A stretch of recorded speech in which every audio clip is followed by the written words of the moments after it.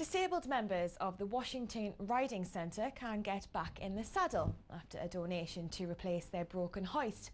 TT2's Tyne Tunnel Community Fund donated over £2,000 for the new equipment, which is essential for many riders who are unable to mount the horse themselves. Sophie Halsey has more. When their hoist broke 4 months ago, Washington Riding Centre did not have the funds to replace it. They work on behalf of the charity Riding for the Disabled Association and rely heavily on volunteers to enable people with disabilities to enjoy horse riding. Sophie Rose Clark from Hebburn has been riding at the centre for over a year, and coming here is the highlight of her week. Not only does she ride, but she's also learning about stable management. Being autistic, her lessons at the centre help her to feel more relaxed and keep calm. This is Cody. He's been my friend for ages since I started here. When was that? Oh God, I can't remember now. What does it mean to you to be able to get on Cody much more easily? It means the world. I love him to bits.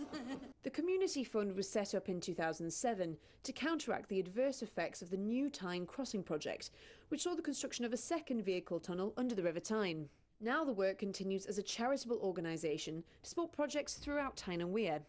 We immediately recognised the value of this particular winch because I've had personal experience of the benefits that disabled, well, not just disabled people, but all children can get from working with animals. So we pretty soon decided this was the right project for us to support. I've seen programmes and had first-hand experience of seeing kids and how they, kids with autism, for example, working with animals, dogs and horses, it seems to bring them completely out of themselves, whereas they can't seem to relate with humans, but they can relate and create a bond with an animal.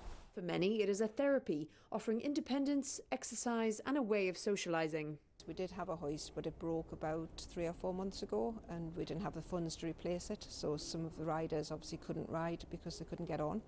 So they're really happy now that they've got the hoist and they're able to start their riding again. Some of these riders don't have any other form of exercise, so it's a good exercise for them, but also some of them are quite lonely. They don't do an awful lot of activities, so it's lovely to come and see other people and speak to people that are like-minded, that like horses, like animals.